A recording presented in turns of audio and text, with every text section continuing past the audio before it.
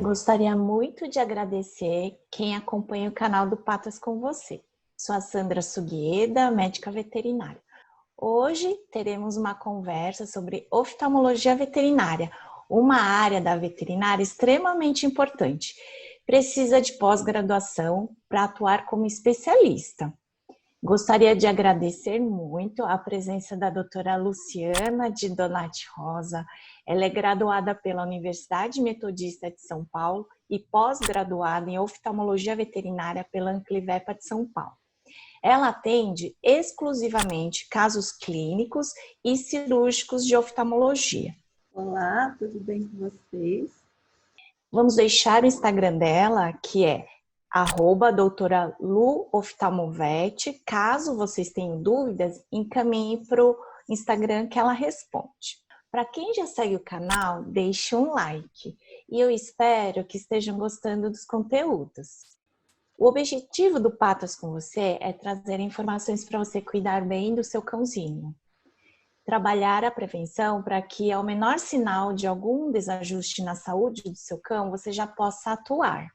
Como a maioria de vocês tem muitas dúvidas neste assunto, nós estruturamos este conteúdo em 5 partes. Como o cão enxerga o mundo, quais os cuidados com os olhos, as principais doenças oftálmicas, alguns casos clínicos que ela vai expor para vocês e prevenções. A parte 1, a gente vai abordar como o cão enxerga o mundo. Então, a pergunta inicial é a respeito da fisiologia da visão do cão. A doutora já vai começar a responder. Eu vou começar, então, explicando um pouco a anatomia do olho, né? Porque a gente, começando com a anatomia, a gente vai conseguir, à medida que a conversa for avançando, vocês vão conseguir ter uma ideia melhor de tudo que vai ser conversado aqui. Então, vocês têm aí a imagem de um olho e eu vou mostrar para vocês como que a luz chega, né? Como que a gente e os animais, e os cães, porque nesse ponto é bem parecido. Então, a luz chega aqui pela córnea, né? Que é a primeira camada aqui do olho, vai passar pelo humor aquoso, atravessar pela pupila, que é o espaço onde tem entre a íris, né, no meio da íris, e aí passa por essa estrutura ovalada, branquinha, que está aí no desenho, que chama cristalino. Hoje a gente chama de lente, mas há um tempo atrás, antes era chamada de cristalino. Aí todo esse espaço redondo aí a gente chama de humor vítreo, e aí lá atrás tem as estruturas do fundo do olho, que a primeira camada é a retina, que ela é muito importante para a parte da visão, depois tem a coroide e a esclera. E essa cordinha aqui, que vocês estão vendo, é o nervo óptico. Então a luz chega e tem que bater na retina, eu vou explicar algumas coisas depois com relação à retina, porque ela é bem importante. E ela, na retina, a luz é transformada, né? Esse estímulo luminoso ele é transformado em estímulo nervoso para enviar essa informação para o nervo óptico, para o cérebro, na parte visual, que é aqui na região occipital. Então, é assim que o animal enxerga. E agora a segunda pergunta, e é bem frequente na minha rotina, e eu acho que na rotina de vários veterinários, é se o cão enxerga preto e branco. Não. O cão, ele enxerga diferente da gente, as cores são diferentes, mas não é preto e branco. Então, a gente tem que voltar lá na retina para eu explicar essa parte. A retina, ela tem algumas estruturas que a gente chama de fotorreceptores. Esses fotorreceptores, eles são divididos em cones e bastonetes. E os cones, eles são responsáveis para a gente ver a cor. Então, nós humanos temos 3 tipos de cones diferentes. E os cães têm 2. Então, no que isso muda, né? Tem aí a imagem para vocês verem. a cor do desenho, de um lado é o desenho que o humano consegue ver, e o do cão é um pouco mais pálido, né? Com um tom mais amarronzado, esverdeado, porque eles não conseguem ver nem o vermelho e nem o verde. Porque o cão enxerga moscas mais fácil que o homem. Na verdade, tem alguns fatores que contribuem para eles enxergarem a mosca de uma forma mais fácil. Primeiro é que eles, lembra da retina, que eu falei que tem os cones, os bastonetes? Os bastonetes estão em mais quantidade no cão do que no homem. E os bastonetes, eles são responsáveis pela visão noturna e pelo movimento. Então, eles conseguem ver o movimento de uma forma muito melhor do que a gente. E outra coisa que tem também é a visão periférica. O nosso olho, ele é posicionado de forma mais frontal. O olho do cão, ele é um pouquinho mais lateralizado do que o nosso. Então, eles têm uma visão periférica maior do que a nossa. E aí, eles vão conseguir pegar a mosca de uma forma mais fácil, tanto por detectar o movimento, quanto pela visão periférica. Apesar que o cão também tem uma dificuldade um pouco maior de enxergar de perto, quando comparado com o humano. A pergunta 4 é: a capacidade visual muda com a idade? Você pode citar uns exemplos também, se possível. Sim, a capacidade visual, na verdade, a capacidade visual do cão, ela já é um pouco diferente da do humano com relação à parte de ver mais próximo, com relação à nitidez, né? Mas com o passar do tempo, o cão, a partir dos 6 anos de idade, ele pode desenvolver uma alteração que a gente chama de esclerose senil, que é uma leve opacidade nessa estrutura que eu comentei com vocês, que chama lente. Essa opacidade, ela pode comprometer um pouco a visão, mas não muito no cão. No humano, a esclerose senil compromete um pouquinho mais, a partir dos 40 anos de idade. Mas tem algumas doenças que são mais predispostas com a idade, né, que aparecem mais, como a catarata, e aí essas doenças vão realmente, se não tratadas corretamente, podem levar até a cegueira. Quais os cuidados com os olhos? A pergunta número 1 é normal os olhos ramelentos, remelentos, tá? A gente viu no dicionário as duas palavras, elas existem. Ou aqueles materiaizinhos, assim, que eles ficam aderidos nos cantinhos dos olhos, aquelas crostas, são considerados normais? Na verdade, aquele pouquinho, quando acorda, né, a gente considera normal. Mas se a gente percebe que o animal tá com excesso de lacrimejamento, tá com essas remelas que a gente tem que ficar limpando ao longo do dia, mais do que 2, 3 vezes, esse paciente precisa ser examinado para ver se a gente nota se tem alguma alteração mais importante, alguma doença aí que esteja contribuindo para essa secreção. Quais são os fatores ambientais que podem prejudicar os olhos? Ou seja, o que está no ambiente que pode prejudicar diretamente o olho do cachorrinho? A poeira, o vento, a areia. A gente percebe que em locais onde o ar é mais seco, mais poluído, a gente vê mais problemas. Animais que ficam na janela do carro, também a gente vê complicações. Mas esses fatores mesmo. E a terceira pergunta: quais as suas recomendações e cuidados com os olhos durante o banho? Durante o banho, principalmente aqueles cães que tomam banhos medicamentosos, com shampoos medicamentosos, esses shampoos eles não podem cair no olho, que a gente vê bastante problema quando isso ocorre, né? Então, a nossa recomendação é sempre lavar o rosto do cão com shampoo Johnson de bebê, porque caindo no olho não tem problema. Então, os mesmos shampoos medicamentosos, tomar bastante cuidado, só da cabeça para trás, e o rostinho com o Johnson. Então, geralmente, né, nós clínicos, a gente recomenda que em receita que os banhos sejam dados, os banhos terapêuticos, dermatológicos, sejam feitos do pescoço para baixo e poupa a área da cabeça, né? E na cabecinha a gente utiliza um shampoo bem mais seguro para os olhos, certo?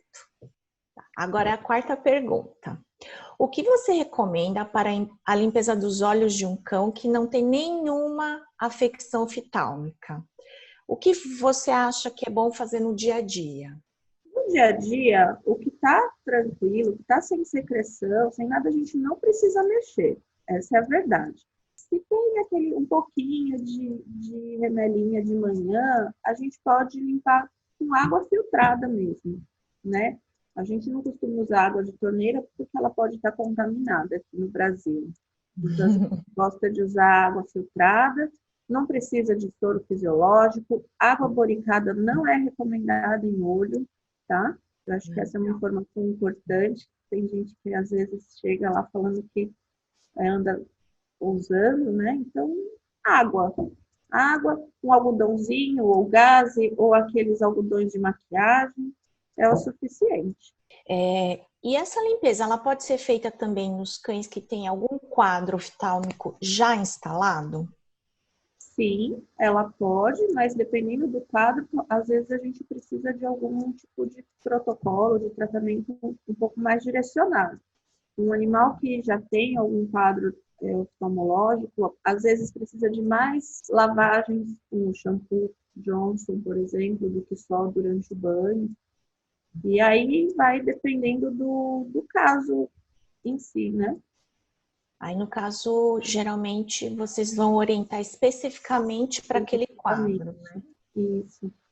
Mas não que não possa ser feita, né, a limpeza com água mesmo, mas às vezes num cão com mais problema, assim, a gente precisa de produtos mais específicos. Quais as doenças mais comuns na oftalmologia veterinária? Então, as principais doenças que a gente atende na nossa rotina lá na rede, olho seco, que a gente chama de ceratoconjuntivite seca, que normalmente ela apresenta mais secreção. O olho do animal, o paciente, o cliente normalmente chega falando que o animal está com conjuntivite, né? Mas a conjuntivite, comparada com a conjuntivite humana, ela é bem diferente. A conjuntivite do cão, a conjuntivite do homem. Então, é o olho com mais secreção, com mais remela, que a pessoa precisa limpar mais vezes ao dia. E essa ceratoconjuntivite, ela é dividida em vários tipos, que mais para frente eu vou comentar. Outra doença bastante comum é a úlcera de córnea. E a úlcera de córnea, assim, é um mundo à parte, né? Ela tem nome e sobrenome. Então, mais para frente, a gente pode também explicar um pouco mais sobre as úlceras de córnea. Tem as doenças nas pálpebras, né? Que são distiquíase, que é o cílio nascendo na posição errada, bem na rima palpebral, e o cílio, todo o tempo que o animal pisca, esse cílio irrita o olho, gerando úlcera de córnea. Então, sempre que o animal está apresentando úlceras de córnea recorrentes, esse paciente ele precisa ser encaminhado para um oftalmologista, porque ele pode ter ou distiquíase ou triquíase. A triquíase é o cílio nascer no local normal, só que ele cai em direção ao olho e fica pinicando também. Acontece muito em Goldens Retrievers. O entrópio, que é a pálpebra invertida para dentro, pode ser em qualquer parte do olho, mas é muito comum nos braquicefálicos a pálpebra invertida para dentro no canto nasal de ambos os olhos. Cílio ectópico, que é o pelinho nascendo dentro da conjuntiva palpebral. Esse procedimento é cirúrgico. Então, outras doenças são a uveíte. A uveíte é bastante complexa também, é uma inflamação no olho e ela pode ser secundária a várias doenças no organismo, né, do organismo do animal.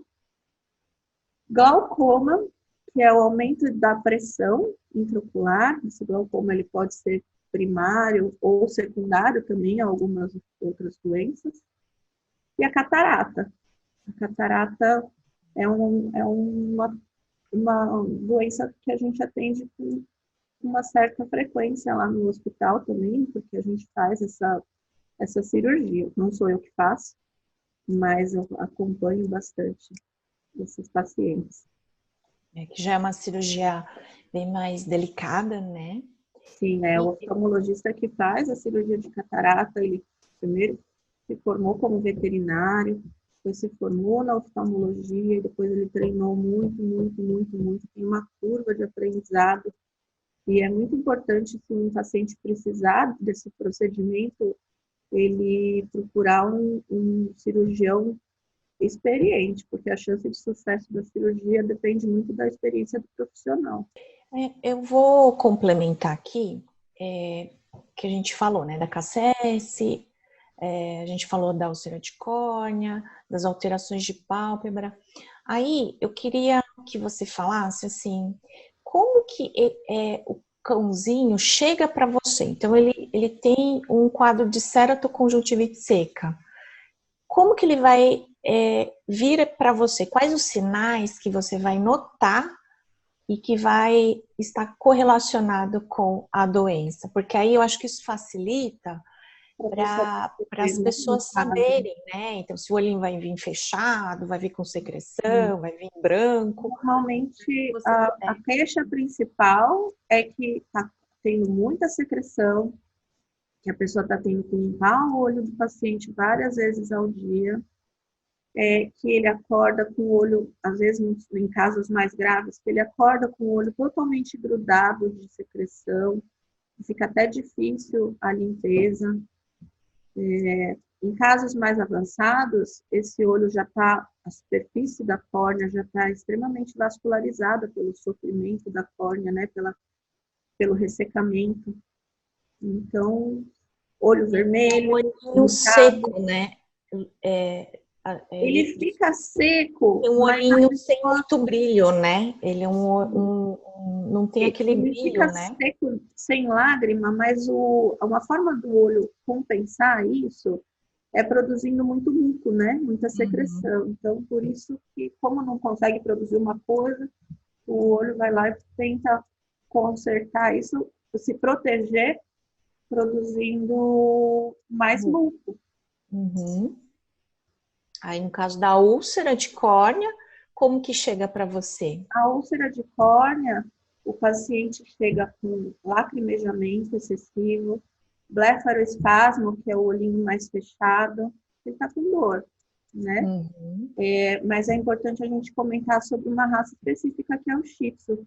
O Shih Tzu, ele tem menos terminação nervosa na superfície ocular, então ele sente menos dor. E isso é complicado, porque o Shih Tzu é uma das raças que a gente mais tem alterações oculares, né? E ele não demonstra. Então, às vezes, o paciente, um Shih Tzu com úlcera de córnea, ele chega para a gente com uma úlcera muito mais grave, porque a gente não conseguiu perceber isso antes, porque ele não sente tanta dor. Então, vamos ver a sequência, né? Doenças de pálpebra, no geral. Ele vai chegar com úlcera, ele vai chegar também com blefaroespasmo, com alguns sinais secreção um pouquinho, né? Secreção ocular, incômodos em geral. Esse paciente coça mais o olho, esfrega em algum local. Legal. No caso, o glaucoma, ele é mais perceptível que a uveíte, né? Eu acho, visualmente falando. Então, se você puder explicar rapidinho. O glaucoma, ele para o cliente, para o dono desse animal perceber, é um pouco mais difícil também, assim como a uveíte, mas ele vai, por exemplo, o glaucoma tem um momento, uma fase do glaucoma que o animal sente muita dor, então ele fica mais quietinho, ele fica mais isolado, ele não quer brincar, muitas vezes ele também nem comer está querendo. Agora, o que a gente nota no olho é que às vezes o olho está um pouco mais azulado, está numa coloração um pouco diferente e está um pouco mais aumentado do que o habitual. Não são todos, mas em alguns casos dá para perceber até visualmente. Em casos mais graves, A gente vê que o olho, realmente, um olho está maior do que o outro, porque normalmente o glaucoma acontece primeiro no olho, e se o animal tem uma predisposição, pode acontecer no outro. Então, a gente consegue notar essa assimetria, né? E a catarata, né, que é clássica, como chega para você? A catarata, ela é o esbranquiçamento, né? A gente vê um branco no fundo do olho, depois ali da íris, no buraquinho da pupila, naquele desenho que eu mostrei para vocês, é a lente que fica opaca, fica branca. Mas assim, a catarata ela tem estágios de desenvolvimento. Então, no primeiro estágio, é difícil de ser notada. A pessoa, quando perceber a catarata, ela já vai estar provavelmente num estágio mais avançado. E principalmente quando um olho ainda não tem, ou ela está numa fase de desenvolvimento inicial, e o outro está mais avançado, porque aí o animal não vai estar cego, né, esbarrando nas coisas, nem nada, então fica mais difícil perceber. E é importante também a gente separar, a gente diferenciar a catarata da esclerose senil. A esclerose senil também é uma opacidade da lente, mas ela acontece com a idade, a partir dos 6 anos de idade. A gente começa a ver um fundo meio azulado, um pouco esbranquiçado, mas a gente só vai conseguir diferenciar um do outro com um oftalmologista realmente, porque nem os clínicos costumam ter material para conseguir fazer essa diferença. Que a gente precisa dilatar a pupila e avaliar o fundo de olho para conseguir saber se o animal tem esclerose senil, que aí a gente não precisa se preocupar, ou tem a catarata, e aí a gente vai precisar de. E agora a gente vai falar sobre quais as doenças congênitas, ou seja, aquelas doenças que já são de nascimento ou de animais jovens, né? Que você vê mais frequentemente. Porque a gente acaba associando muito alterações oftálmicas com o animal mais velho, né? Mas existem algumas situações que podem ser de animais bem novinhos ou até animais jovens, né? 2 aninhos. Aí eu queria que você falasse um pouquinho mais sobre elas. Eu acho que as principais doenças dos jovens, elas podem acontecer na fase embrionária, né? Quando ele está se formando lá na gestação, que pode dar algum defeito depois, né? Então, por exemplo, tem uma doença que chama cistodermoide, que é uma pele que fica na superfície do olho, em alguma parte do olho, que foi por uma má formação. E esse dermoide, ele tem a parte da pele, ele tem os pelos, e ele precisa ser removido cirurgicamente, assim que o paciente tiver possibilidade de entrar por uma anestesia. Tem a catarata já congênita, né? Quando o animal nasce com catarata, ela é rara, mas existe. Tem uma paciente que, por exemplo, é comum os cães que têm aquela coloração arlequim, que tem o border collie, os pastores, pastor de Shetland, tem o Tekel também, né? E às vezes eles têm essa coloração e têm uma predisposição de nascer cego ou vir a ter algum problema futuro. E tem os cães branquinhos, aqueles branquinhos de olho azul, também tem uma predisposição genética que pode nascer ceguinho ou surdo, ou as duas coisas. E tem também os braquicefálicos. Todos os cães braquicefálicos, que têm o focinho achatado, eles têm uma predisposição a ter o entrópio, como eu já falei, né? O entrópio do canto nasal, e a obstrução ou a má formação de um ducto, que chama ducto nasolacrimal. Então, essa obstrução do ducto nasolacrimal pode gerar alguns problemas, e um deles é a epífora, né? É bem frequente, né? A gente vê bastante no Chile, Os braquicefálicos. a gente vê nos bulldogs, bulldog Sim, e os francês, braquicefálicos, eles têm outro pug, problema né? também, que é, que é o olho maior, né? O olho Ah, do cão, ele deveria aparecer a parte da íris, né? A parte colorida. Quando o olho do cão tem muita parte branca, que é a esclera, tá grande demais. E isso gera problemas. A gente, quando é demais, quando é grande demais, às vezes a gente recomenda até uma cirurgia plástica para a gente ajudar, para a gente diminuir a abertura desse olho para o animal ficar com o olho mais saudável. Quando não é tão grande assim, o animal ainda tá indo bem, a gente só recomenda a lubrificação constante, né, diária, com colírios específicos, porque esse olho, a lágrima desse olho, ela evapora mais, né? Então, ele vai ter uma área maior, né? sim, e a lubrificação vai ficar mais comprometida, né? sim, porque o filme lacrimal, ele tem 3 camadas. E uma delas é uma camada de água. Então, se fica mais exposto, essa camada vai evaporar mais rápido. E aí vai gerar os problemas da KCS, da cerámica conjuntivite seca. E então agora eu queria que você falasse um pouquinho quais são as doenças sistêmicas, né, que levam a alterações oculares. Eu vou explicar um pouquinho. Alterações sistêmicas são doenças, né, que podem estar em qualquer órgão, mas que existe uma alteração no olho, secundariamente. Então, ela vai explicar melhorzinho as principais que a gente vê mais na rotina, porque é uma lista imensa, né? E então a gente vai falar sobre alguns exemplos para ilustrar melhor essa pergunta. Uhum.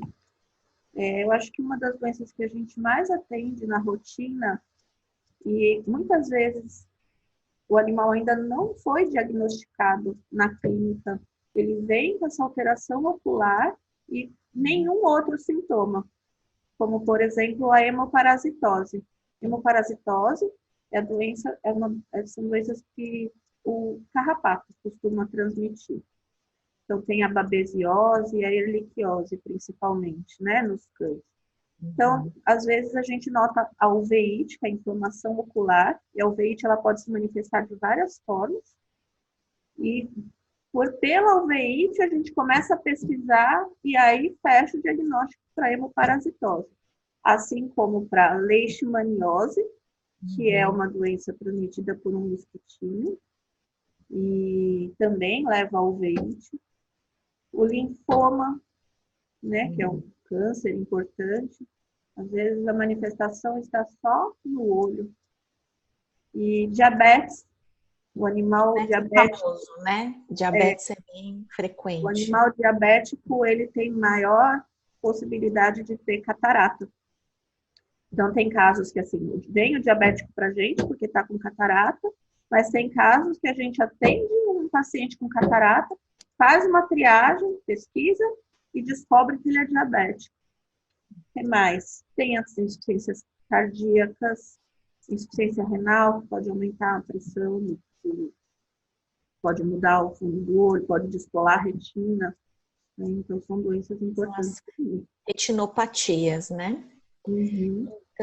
Então agora a gente vai falar sobre alguns casos clínicos, né? Que são mais frequentes. Então, você fica bem à vontade para escolher alguns para que a gente consiga acompanhar assim, o raciocínio, né? E aí você pode escolher alguns casos para falar.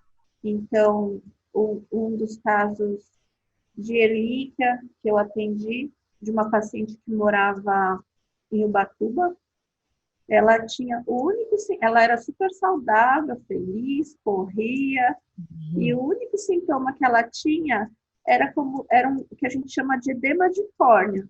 Era só uma parte branca na superfície do olho, em um dos olhos. E ela tinha sido tratada na praia, no litoral, mas nunca melhorava. E a gente fez a pesquisa, como ela veio da praia e tem algumas doenças mais predispostas, né, no litoral norte, eu pedi um teste que chama 4DX, que ele é um teste bem rápido, assim, um teste inicial que a gente pede para descartar as 4 doenças principais. E logo nesse teste a gente já fechou o diagnóstico para erliquiose. que é a doença do carrapato. Uhum. Então, não iria adiantar. Eu posso tratar aquele edema de córnea com medicamento, mas se a gente não descobrisse a causa base, em algum momento ela ia piorar demais a saúde dela, e se mesmo que isso não acontecesse de forma rápida, quando a gente terminasse, parasse o tratamento, ficasse tudo bem, a gente ia parar a medicação, o problema ia recidivar. Então, tratando a causa base, o olhinho dela ficou bom, ficou normal. E teve um outro caso de erlíquia de uma cachorrinha que não tinha sintomas clínicos também. Foi comigo por uveíte, passou comigo porque tinha alteração na coloração, a íris tinha mudado de cor com relação ao outro olho.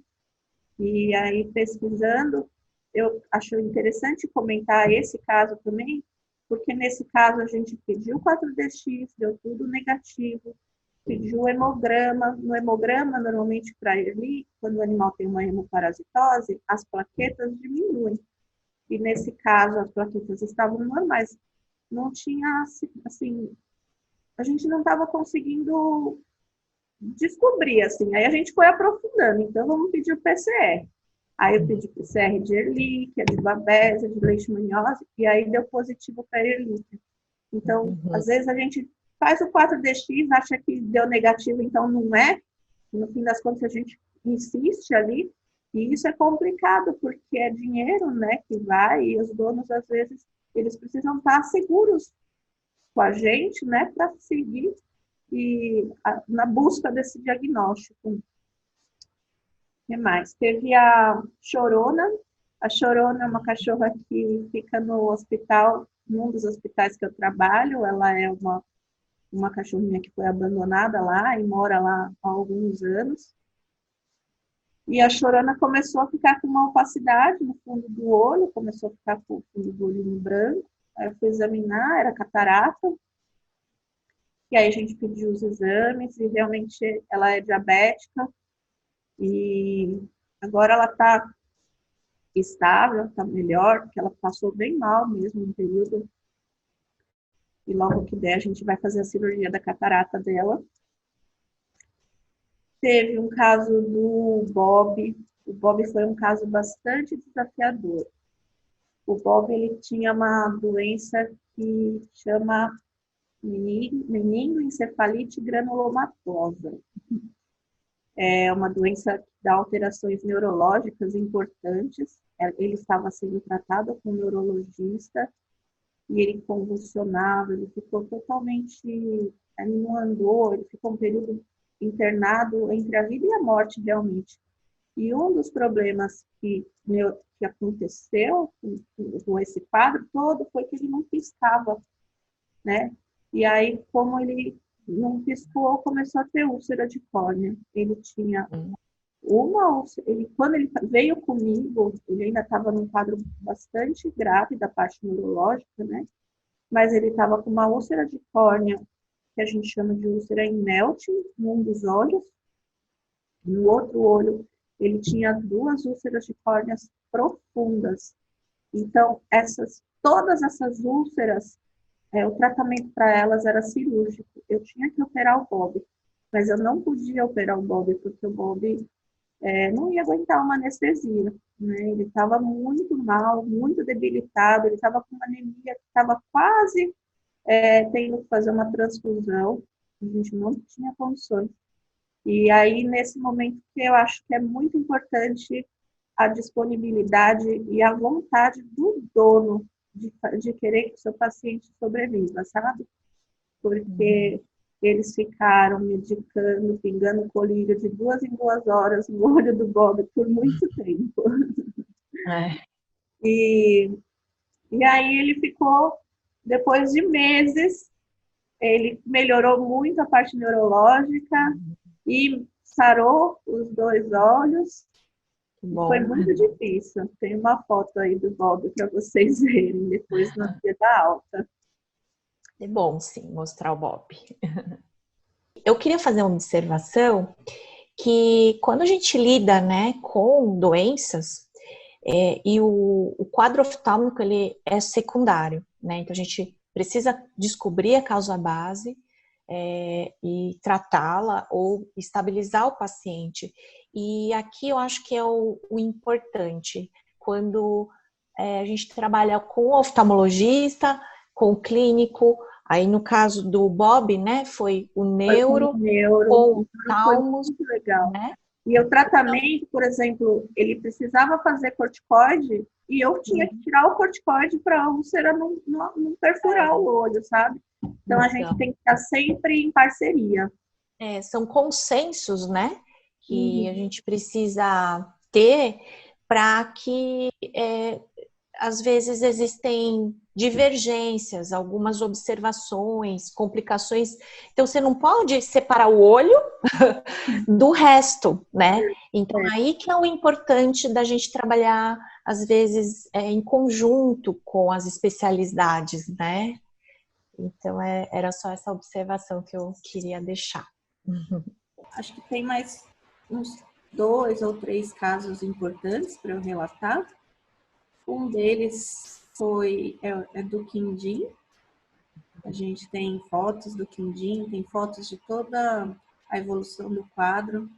Eu acho bastante importante comentar sobre o caso dele, porque às vezes um olho que está perdido para a visão do dono ou até mesmo do clínico, não é um olho perdido para o oftalmologista. Então, o Quindim, ele teve uma perfuração ocular. O olho dele teve uma úlcera contaminada que aprofundou e perfurou o olho. E na perfuração, é super assustador, né? Tanto para o dono, para qualquer pessoa que vê aquele olho vazando e tudo, né? E muitas pessoas podem achar que a única solução para esse problema é a enucleação. E não é. Dependendo do caso, na verdade, cada caso é um caso, mas muitas vezes a gente consegue salvar esse olho. A gente tem vários casos, né? Mas eu vou falar mais do Quindim. E tem a Bela também, que a gente pode pôr foto deles. Então, a gente faz uma cirurgia, uma microcirurgia ocular, que precisa de bastante técnica, treinamento e um microscópio cirúrgico para fazer esse procedimento.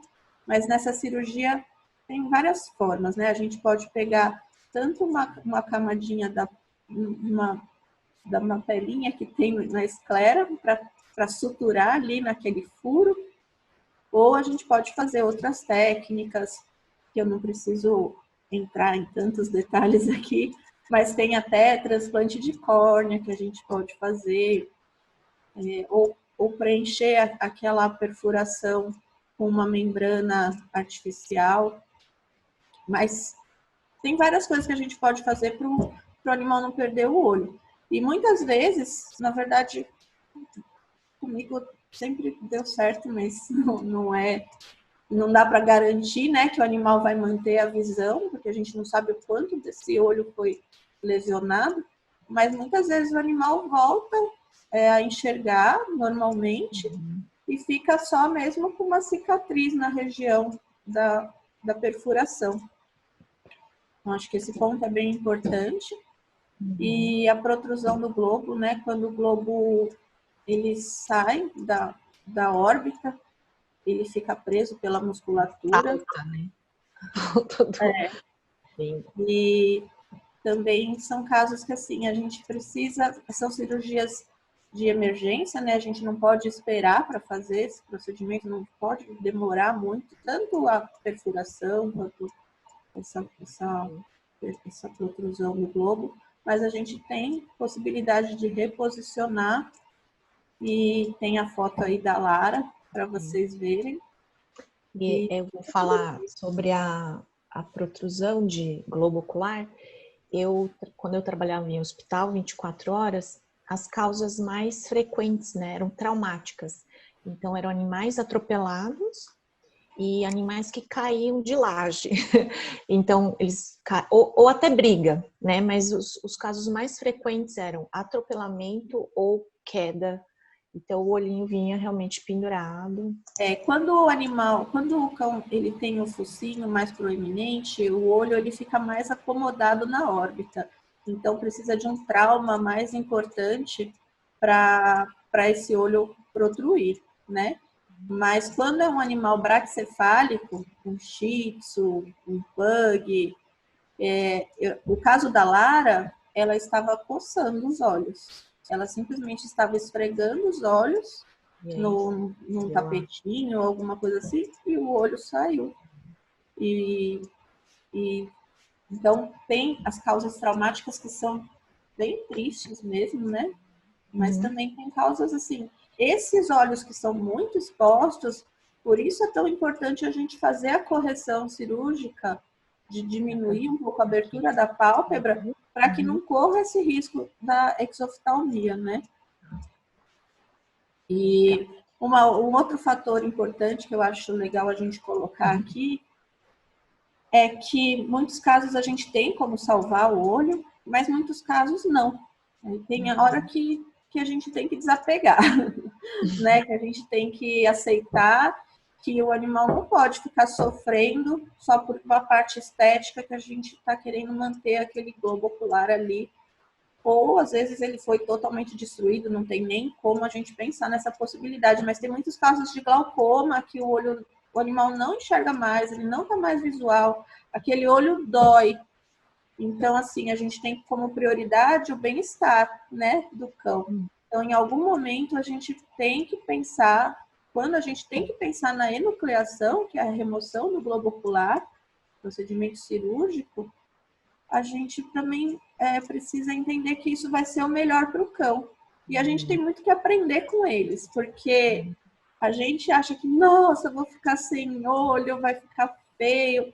Eles não estão nem aí para isso, né? Eles estão, quando passa o procedimento da cirurgia, aquele sofrimento todo, do antes, né, das dores antes, muitas vezes os donos relatam, ai, doutora, eu devia ter feito isso antes, meu cão tá tão feliz, ele tá tão melhor, tá mais brincalhão, e a parte estética, na verdade, não faz diferença nenhuma para eles. Então, a gente tem que aprender isso com eles. Eu acho que eles são resilientes, muito capazes de readaptação. Tá muito mais que a gente. Então, eu acho que é uma lição para a gente. Então, Sim. quando a enucleação, ela é o tratamento, né?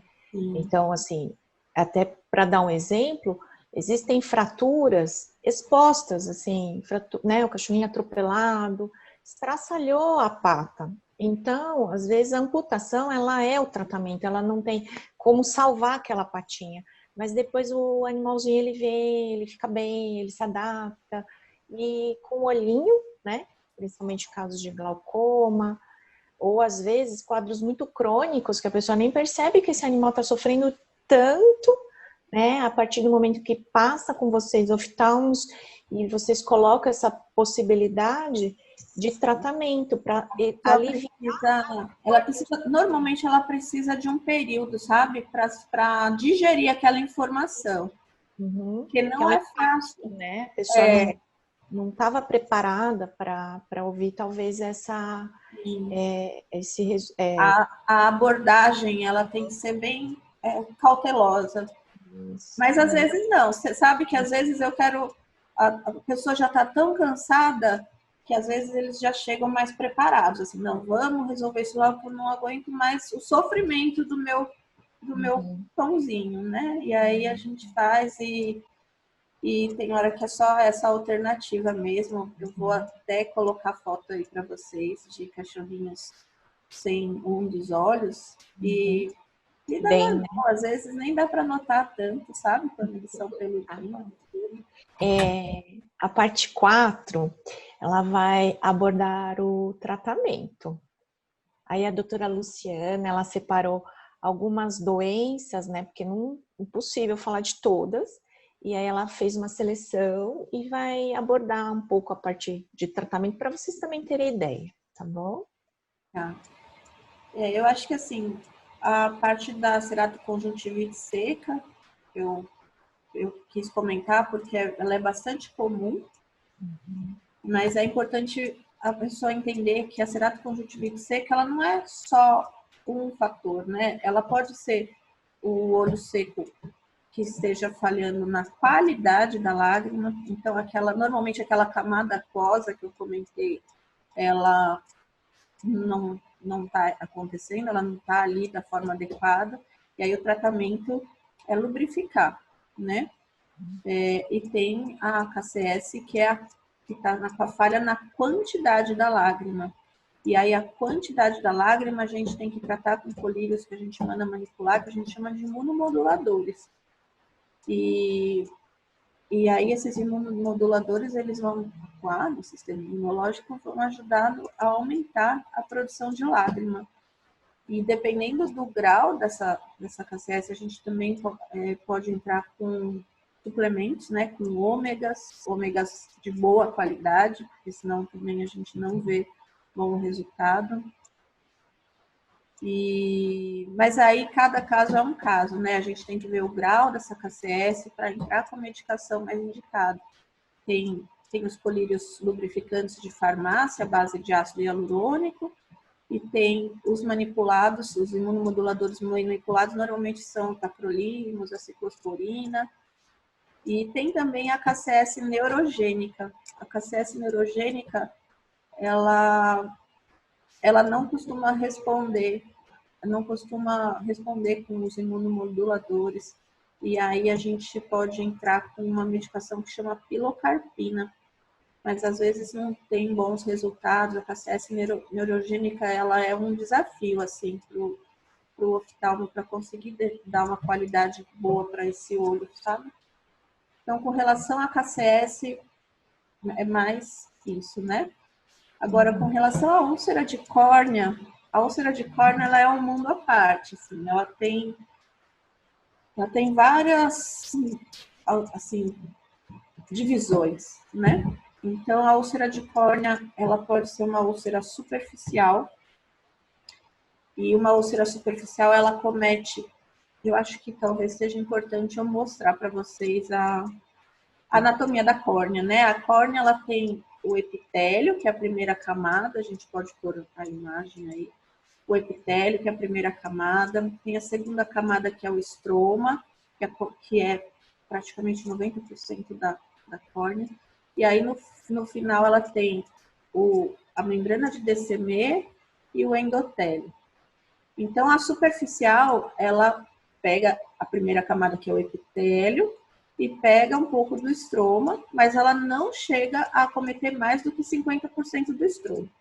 Essa úlcera superficial, num animal normal, saudável, que não tem problemas secundários, problemas oculares secundários que estão causando essa úlcera vai fechar em 48 horas, no máximo 72.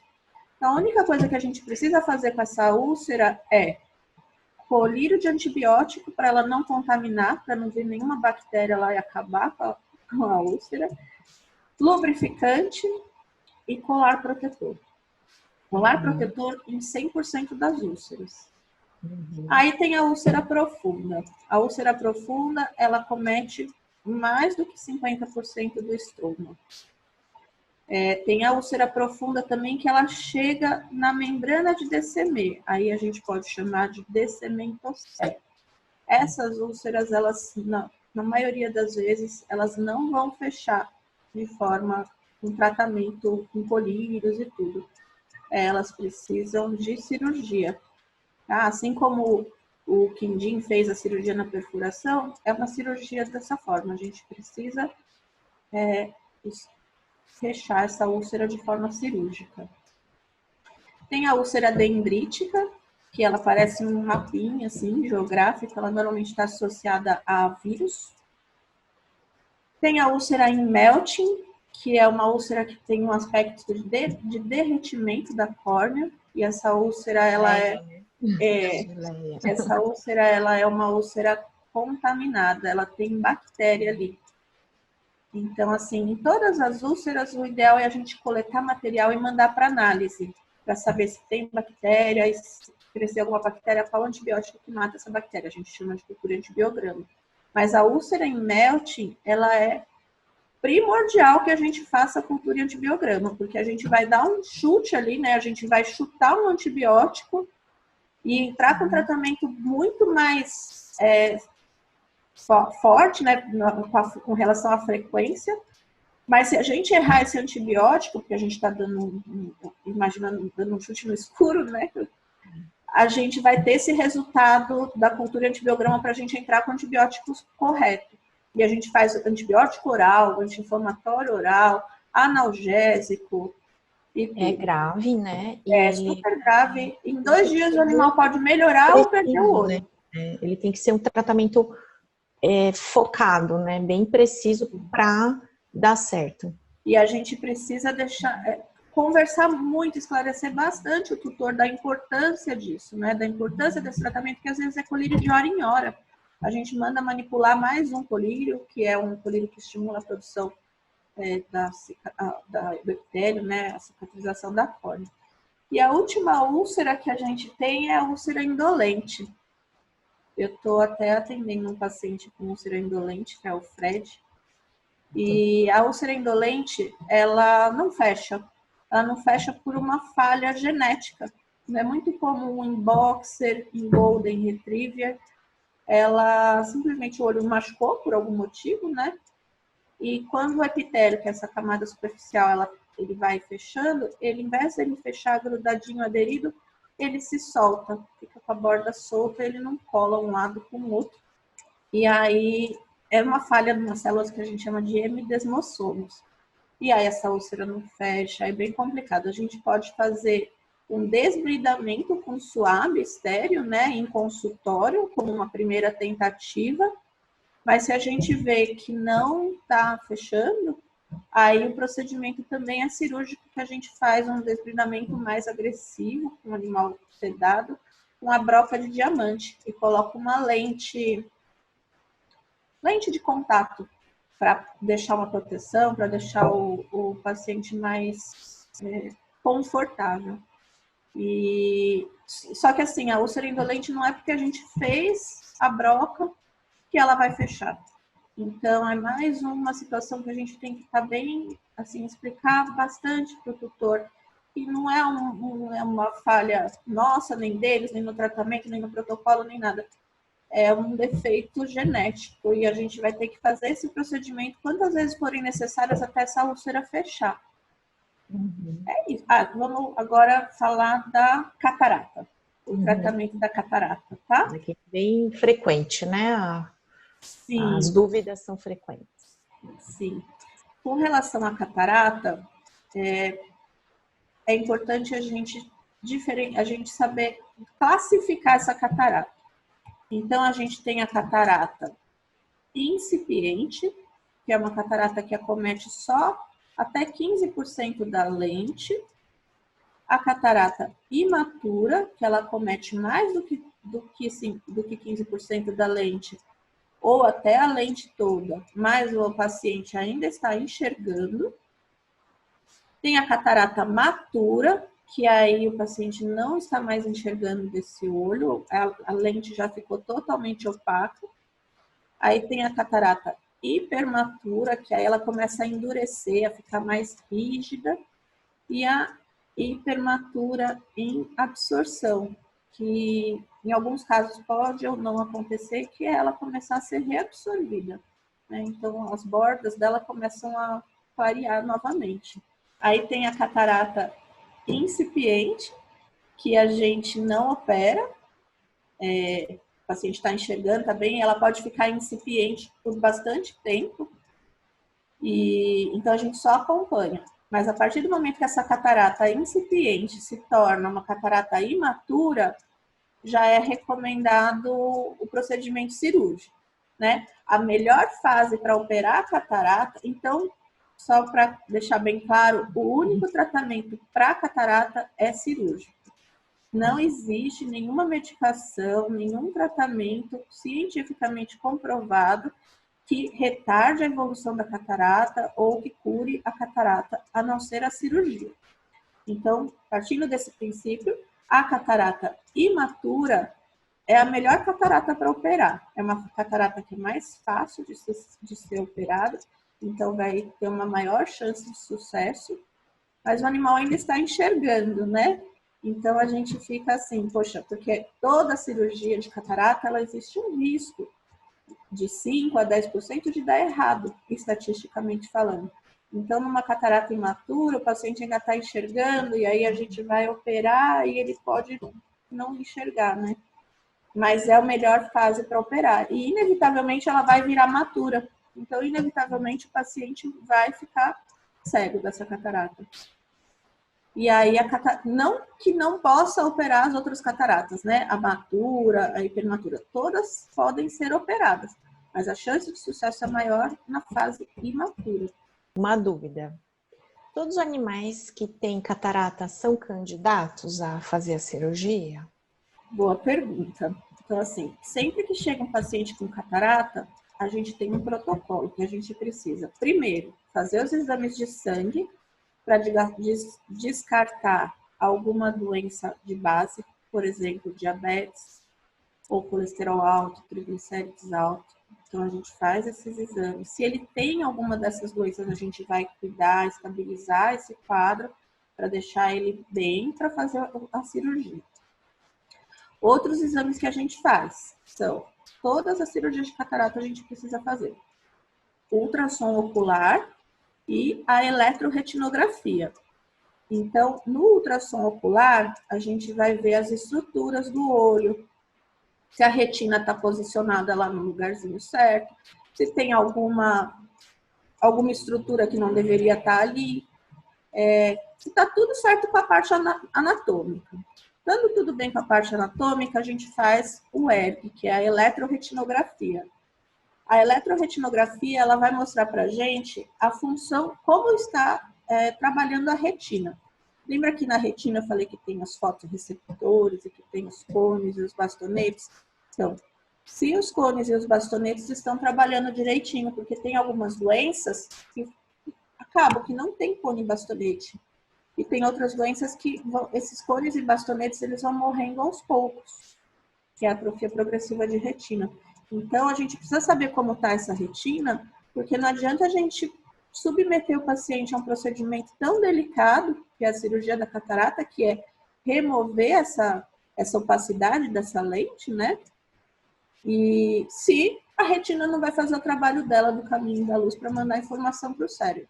Então, a gente precisa fazer esses exames pré-operatórios, dando tudo bem com esses exames, aí esse paciente é um bom candidato para a cirurgia de catarata. E certo? a idade? A idade pode influenciar Não. a realização da cirurgia? Não.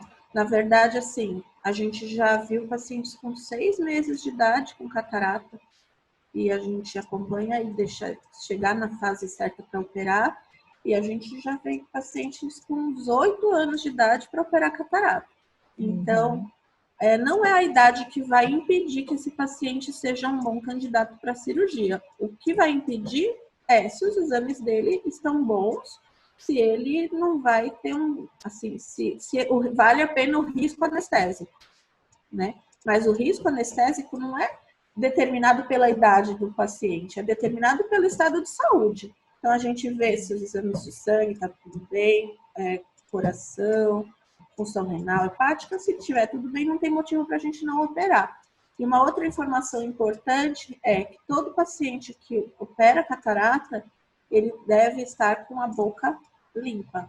Então, se ele tem doença periodontal, se ele tem acúmulo de cálculo dentário, ele precisa, antes de ir para uma cirurgia de catarata, limpar os dentes, fazer uma plaquia dentária, porque se a gente opera a catarata e ele tem doença periodontal, essas bactérias que estão na boca, elas podem acabar se instalando na cirurgia da catarata, né?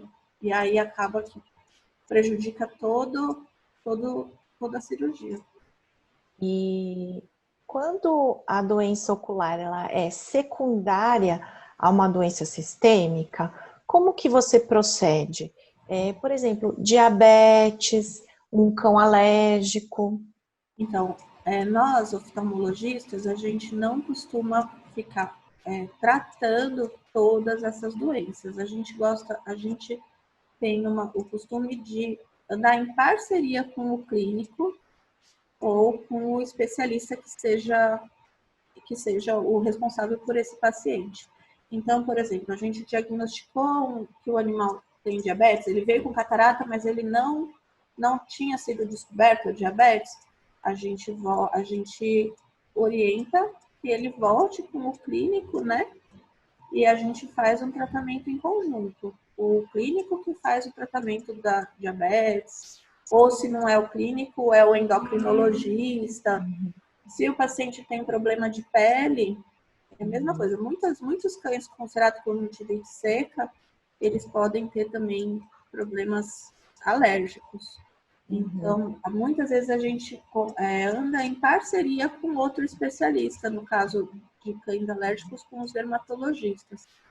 Então, ou esse paciente, a maioria das vezes, quem encaminha o paciente para a gente é o clínico dele, né? O clínico que está tratando esses problemas. Então, a gente só fica conversando em parceria.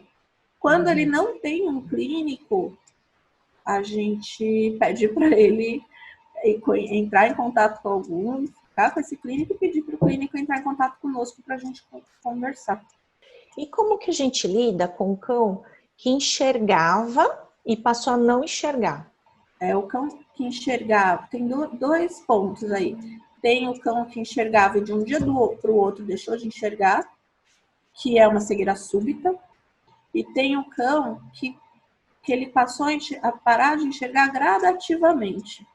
Então, o cão que tem a cegueira súbita é um pouco mais complicado, porque ele fica totalmente perdido, desorientado, ele vai precisar de uma fase de adaptação um pouco maior.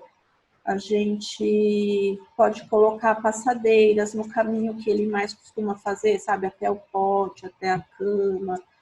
A gente, com barulho, né, enquanto se eles ouvem, a gente pode ajudar com barulhos, chamando, orientando. Agora, o cão que ele tem atrofia progressiva da retina, por exemplo, ele vai parar de enxergar gradativamente. Então, esse paciente, muitas vezes, o dono nem sabe que ele não enxerga. Se a pessoa não muda os móveis de lugar, e isso é uma informação importante, sabe? Se você tem um cãozinho cego em casa, não mude os móveis, porque eles vão se adaptando, né, ao ambiente. Mas, às vezes, esse cão com atrofia progressiva de retina que foi ficando cego gradativamente, o dono nem percebe que ele é cego, porque eles vão se adaptando de uma forma que quando às vezes chega na clínica ou está num lugar diferente, a pessoa muda de casa, já aconteceu isso. A pessoa tem o cãozinho, mudou de casa, a pessoa fala, nossa, o meu cão tá estranho, ele tá esbarrando em tudo, tá acontecendo alguma coisa. Na verdade, ele já era cego há algum tempo, sabe? Ele já estava adaptado a essa Ele já condição estava adaptado. e E ia levando. é, Aí, então, no caso, assim, como que a gente lida com um cãozinho que já nasceu sem a visão, ele nasceu cego? e o cãozinho que nasceu cego, ele já tá mais tranquilo. A gente não tem nem tanto o que fazer, porque ele já cresce com essa adaptação, né? A gente não precisa se preocupar tanto com isso quanto um cão que ficou cego. Casos, né? Tem casos que o cão fica cego e surdo junto, ou Sim. quase junto, e aí é um desafio, né? Tem os que nascem assim, né? E tem os que ficam assim. Eu acho que o cão, quando ele, com um tempo, ele fica cego e surdo, é mais complicado um pouco. Aí a gente tem que melhorar um pouco mais o ambiente, né? Não só com relação às passadeiras, mas principalmente a gente tem que pensar que ele tem o olfato ainda, né? Porque eles desenvolvem os outros sentidos. Então a gente pode melhorar a parte do olfato, por exemplo, onde tem água, a gente colocar um cheiro específico, como por exemplo do café, Aonde você quer que ele faça xixi, cocô, você coloca um outro aroma e eles vão, e junto com as passadeiras, né, eles vão se orientando pelo Você vai cheiro. trabalhar o contato, né? Então, você pode trabalhar superfícies diferenciadas, e no caso, o odor. Então, eu já vi utilizar, onde o cãozinho ia comer, ter grãozinhos de café ao lado, para que ele sentisse o odor desse grão e seria a sinalização para ele chegar até o potinho de ração, de comida. E às vezes as superfícies, se elas forem mais hostis, mais ásperas, isso sinalizaria que ali poderia ter uma escada, né? Então ter alguma coisa, um bloqueio antes, né? Então mostra para ele que ali vai ter escada, ou que vai ter um portão, para que ele já fique atento. É importante a gente fechar, né, os locais mais perigosos, assim, tem que ter um cuidado maior com esses pacientes em casa. Né? Então, agora a gente vai entrar na parte 5, que é a prevenção. Então, eu vou fazer a perguntinha, que é a primeira. O que é necessário para prevenir as principais doenças oftálmicas? Eu acredito que a prevenção seja passar realmente com um especialista, oftalmologistas, de formas periódicas, né? De acordo com o quadro do paciente, ou de uma forma mais frequente, ou só um acompanhamento, às vezes, anual, ou às vezes só se notar alguma alteração. Mas tem que ser a consulta periódica, não tem outra forma. Tá. E aí a gente vai falar assim, os cuidados gerais com os olhos, né? São as diquinhas, assim, para o dia a dia. Então, acho que o principal, a gente pensando num paciente saudável, né, com o olho saudável, a gente pode pensar nos banhos, que com o shampoo Johnson, conforme foi recomendado já, para que o shampoo, se cair no olho, não vai arder, não vai gerar nenhum problema, né? A gente limpar esse olho, não deixar aquelas crostas acumuladas. Acordou, tem uma secreçãozinha, já limpa, para não ficar aquele negócio acumulado daqueles pacientes que vão para o banho só, sabe, de 15 em 15 dias. E só tira no banho tosa. Crosta, grudada.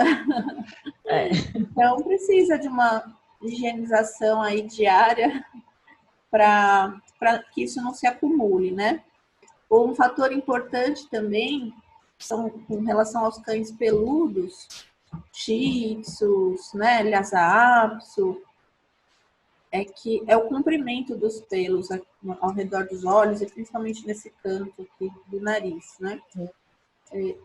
A gente tem duas alternativas aí. Ou a gente deixa curtinho, porque aí curtinho o pelo não vai pinicar no olho, ou a gente deixa compridão, aquele pelo que dá mais trabalho, que tem que ser aquele dono mais seletivo, mais cuidadoso, porque tem que cuidar bem, tem que cuidar diariamente, né? Mas tem essas duas alternativas. O que não pode, o que a gente não recomenda é aquele tamanho intermediário, que cresceu e fica pinicando na superfície ocular. Esses pelos, eles vão dar problema.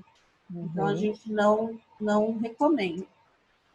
E aí, por exemplo, se é os braquicefálicos, né, os cães do focinho achatado, esses pacientes, eles precisam ter um cuidado maior, eles precisam ter um acompanhamento mais próximo, né? E se o olho é muito exposto, se o olho é muito grande e não tem nenhuma outra alteração, por exemplo, olho vermelho, ceratite pigmentar, que é um pigmento que começa amarronzado, que começa a acontecer na superfície do olho, principalmente em pugs, se eles não têm essas alterações, a gente pode só lubrificar com uma frequência maior, só acompanhar. Mas se eles começam com alterações, principalmente ao ceratite pigmentar ou secreção ocular, esse paciente vai precisar de um cuidado maior e às vezes até um procedimento cirúrgico. Um outro cuidado que a gente tem que ter, que a gente ainda não comentou, é com o que o pessoal chama de lágrima ácida, né? Na verdade, não é um nome que na oftalmologia a gente acha um nome correto, um nome adequado. Então, o que é a lágrima ácida? A lágrima ácida, ela é a lágrima que escorre e queima o pelo. E esse pelo queimado, ele acontece por alguns componentes da lágrima, que estão na lágrima, estão na saliva, e esses componentes, se o paciente principalmente tem uma obstrução, se ele tem esse defeito, né, que é a obstrução do ducto, a lágrima não tem para onde ser drenada, ela escorre. E se ela escorre, eu costumo dizer que é um defeito de fábrica, aí, né, a gente precisa limpar diariamente, né? A gente precisa limpar para não ficar a lágrima ali, para ela não queimar o pelo. Então, a gente pode limpar ou com lenços umedecidos específicos, que a gente manda manipular, o componente que ajuda a não deixar aquela lágrima ali, ajuda a clarear um pouco, ou não deixa, o que cresce diminui a chance de queimar novamente, né? E a gente também pode melhorar a parte alimentar para diminuir esses componentes da lágrima que queimam o pelo. Então, a gente pode fazer ômegas, fazer rações de boa qualidade e diminuir petiscos. A gente percebe no dia a dia que o paciente que come muito petisco, que se ele já tem essa predisposição, a mancha aumenta. Então tudo Dica isso boa. são cuidados que a gente precisa ter. De modo geral, assim, você pode falar um cronograma ideal de check-up para prevenção por idade? Eu acho que assim, se o paciente é um braquicefálico, ele precisa passar em consulta ainda jovem. Ele precisa ir para um atendimento oftalmológico até antes do primeiro ano de idade, com 6 meses, porque tem doenças que a gente não percebe no dia a dia, né, que nem o clínico vai perceber, nem o próprio dono do paciente, e que se a gente detecta jovem, a gente consegue ter um cuidado maior, a gente consegue deixar esse olho mais saudável por muito mais tempo. Então, por exemplo, como eu já comentei, a distiquíase, a gente precisa ficar removendo esses pelos de tempos em tempos. E aí esse paciente vai ter que ter um acompanhamento, às vezes a cada 2 meses, para o resto da vida dele, com o oftalmologista. Mas um paciente que não é um braquicefálico, não tem nenhuma alteração visível, por exemplo, ele não tem secreção ocular, ele não tem lacrimejamento excessivo, ele não tem crostas, ele não tem nada no olho visualmente, sim, ele não precisa passar com um oftalmo tão jovem, né? Mas eu acho importante, assim, a partir dos 6 anos de idade, ele passar numa primeira consulta para a gente ver se está começando ou não a esclerose senil, ou fazer um acompanhamento a partir dos 6 anos, um acompanhamento anual, para a gente ter certeza que não tem catarata, nem nada disso. Agora, se o paciente ele tem uma doença no organismo, uma doença primária, como, por exemplo, a diabetes, ou ele é um paciente alérgico, ou ele tem uma alteração endócrina, outra alteração endócrina que não é diabetes, aí esse é um paciente que precisa ir para o oftalmo também, porque tem algumas alterações oculares que a gente pode notar e que tem que tratar. É isso.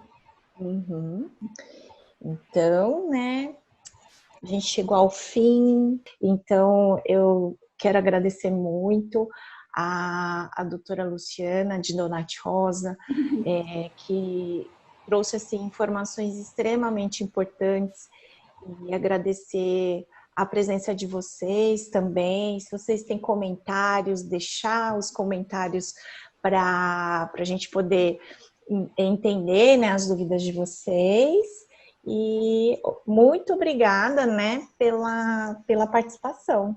Eu que agradeço pela confiança, por ter me chamado. E eu acho que é importante a gente deixar essa abertura, né? Porque tem tanta gente com seus cãezinhos aí, precisando de informações sérias ou informações, né, de pessoas responsáveis. E tudo que a gente puder fazer para ajudar aí, a gente está à disposição, tá bom? Tchau, amorinha!